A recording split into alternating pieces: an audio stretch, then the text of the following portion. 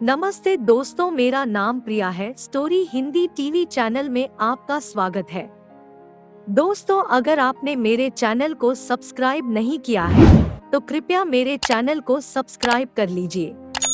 तो चलिए दोस्तों, शुरू करते हैं आज की कहानी। दोस्तों, आज के कहानी का शीर्षक है रानी लक्ष्मीबाई का ब्याह। मनुबाई का ब्याह। बिठूर के राजा ज्योतिषी तांता जी एक प्रभावशाली व्यक्ति थे। निकटवर्ती राज्यों में भी वे सम्मान की दृष्टि से देखे जाते थे। उनकी इच्छा थी कि मनुबाई का ब्याह किसी राजघराने में ही हो, क्योंकि वह बालिका विलक्षण बुद्धि की थी। एक बार किसी कार्यवश वे झांसी गए थे। वहां के वृद्ध राजा गंगाधर राव की कोई रानी नहीं थी। वे इस बुढ़ापे में भी ब्याह के इच्छुक थे। तांता जी ने अवसर से लाभ उठाया। उन्होंने राजा गंगाधर राव से मनुबाई का जिक्र किया और बतलाया कि वह लड़की होनहार है। राजकुमारियों वाले सभी गुण उसमें विद्यमान है। गंगाधर राव ने तांता जी की बात मान ली। इधर बिठूर आकर राजा ज्योतिषी ने मोरोपंत तांबे को यह समाचार बतलाया कि झांसी के राजा गंगाधर राव मनुबाई के साथ ब्याह करने को तैयार है। यद्यपि वृद्ध राजा के साथ तांबे अपनी पुत्री का ब्याह करने के लिए तैयार नहीं थे। राजा ज्योतिषी तांता ने उन्हें यह प्रलोभन दिया कि उनकी पुत्री रानी बनकर रहेगी, दामियां उसकी सेवा करेंगी। यह सौभाग्य प्रत्येक को प्राप्त नहीं होता। इस तरह मोरोपंत तांबे मनुबाई का ब्याह झांसी के राजा गंगाधर राव के साथ करने को तैयार हो गए। सन 1842 में जब मनुबाई 7 वर्ष की थी, उसका ब्याह कर दिया गया और वह बिठूर से विदा होकर झांसी के राजमहल में पहुंच गई। 18वीं सदी में पेशवाओं ने झांसी राज्य की नींव डाली। पेशवा वहां रहकर स्वयं राजकाज नहीं देखते थे, बल्कि मराठा सूबेदार को यह कार्य सौंप देते थे। लेकिन सन 1818 में पेशवा राज्य का अंत हो गया। बाजीराव द्वितीय के आत्मसमर्पण करने के बाद झांसी पर फिरंगियों का कब्जा हो गया।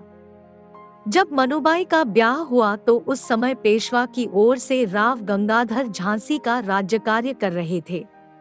वे अपने तय स्वतंत्र नहीं थे। ईस्ट इंडिया कंपनी के साथ उनकी संधि थी, जिसके फलस्वरूप झांसी में अंग्रेजी सेना राज्य के खर्च से रखी हुई थी। राजा को ही नहीं, जनता को भी यह बात पसंद नहीं थी। लेकिन सभी विवश थे, इसीलिए मौन थे, क्योंकि ईस्ट इंडिया कंपनी प्रभुत्व सारे भारत पर ठा रहा था। मनुबाई अभी बालिक ही थी, किंतु उसने रनिवास में उसी परंपरा का पालन किया जो रानियां करती है। उसकी सेवा के लिए सुंदर सुंदर 3 दासियां रखी गई। वह भी अब मनुबाई नहीं रही। वह झांसी की रानी थी और अब लक्ष्मीबाई के नाम से पुकारी जाने लगी। राजा गंगाधर राव को अपनी रानी लक्ष्मीबाई पर गर्व था। उन्हें अच्छी तरह याद था कि लग्न मंडप के नीचे मनुबाई ने पंडित से कहा था कि पक्की गांठ बांधना पंडित जी, कहीं छूट न जाए। वे जानते थे कि लक्ष्मीबाई में विलक्षण प्रतिभा है और वह दिन प्रतिदिन विकास की ओर अग्रसर होती जा रही है। वे देखते कि लक्ष्मीबाई जब उनके साथ शतरंज खेलने बैठती तो घंटों बीत जाते और वह अपनी बाजी मात नहीं होने देती। घुड़सवारी में वह निपुण थी ही, इसके अतिरिक्त उसे शिकार का भी शौक था। वह राजकाज में भी अपने पति का हाथ बंटाती, अपनी तीक्ष्ण बुद्धि का परिचय एवं परामर्श देती। इस तरह राजा उससे प्रसन्न ही नहीं, पूर्णतया प्रभावित थे। गंगाधर राव मनुबाई को रानी कहकर पुकारते। वे प्यार से उसे लक्ष्मीबाई भी कहा करते थे। वे रानी की दासियों को हमेशा टोका करते कि देखो, लक्ष्मीबाई का बहुत ध्यान रखो, उसे किसी तरह का भी कष्ट न हो, उसकी हर जरूरत पूरी की जाए। वह तुम्हारी रानी है और तुम्हारी ही नहीं, इस पूरे झांसी राज्य की रानी है। इसीलिए दासी सुंदर और मुंदर हमेशा सजग रहती। वे रानी को हाथों हाथ लिए रहती। दासियों को इस बात की बहुत बड़ी प्रसन्नता थी कि उनकी रानी उनके साथ सखी सहेलियों जैसा व्यवहार करती है। वह रानी और दासी का भेद नहीं मानती। यही कारण था कि सुंदर उस पर जान देती, मुंदर उसकी बलाएं लेती नहीं अघाती और दासी उसके पीछे पीछे घूमती। रानी यह जानती थी उसको मन बहलाने के लिए 3 सहेलियां मिली हैं। वह क्या करती, एक नया कौतुक। गंगाधर राव भी यह देखकर हंस देते। वे देखते कि घुड़सवारी के लिए एक घोड़ा नहीं, लक्ष्मीबाई ने 4 घोड़े मंगाए हैं। तीनों दासियों के साथ रानी घोड़े की सवारी करती। वह अपनी दासियों को तलवार चलाना भी सिखलाती। व्यायाम में भी लक्ष्मीबाई की विशेष रुचि थी। वह दौड़ लगाती, तीनों दासियों के साथ छलांग मारती, ऊंचे से कूदती और कूद पड़ती भरी नदी में और पलक मारते ही उसे तैर कर पार कर लेती। सुंदर और मुंदर को यह लग रहा था कि उनके जीवन का एक नया अध्याय शुरू हुआ है। रानी लक्ष्मीबाई उनके लिए एक बहुत बड़ी सौगात बनकर आई है और दासी का रंगढंग निराला था। वह ऐसा करती कि जब रानी सो जाती तो उस पर चंवर डुलाते डुलाते उसके पास ही बैठ जाती। उस समय सुंदर और मुंदर रानी के चरण दबाती, तभी दासी अपनी कांख से एक छोटी सी डिबिया निकालती।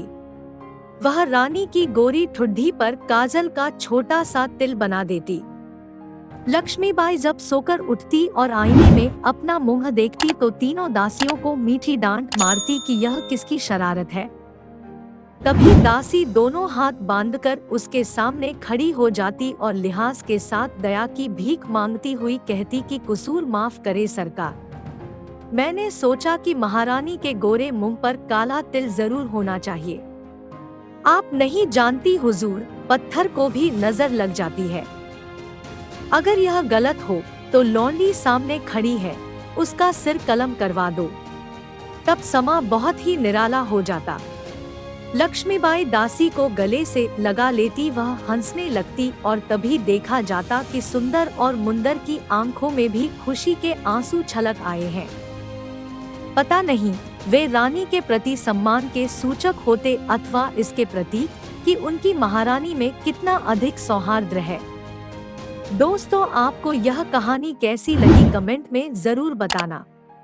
अगर यह कहानी आपको पसंद आई हो तो लाइक शेयर जरूर करना और अगर मेरे चैनल पर पहली बार आए हो तो दोस्तों मेरे चैनल को सब्सक्राइब कर लीजिए।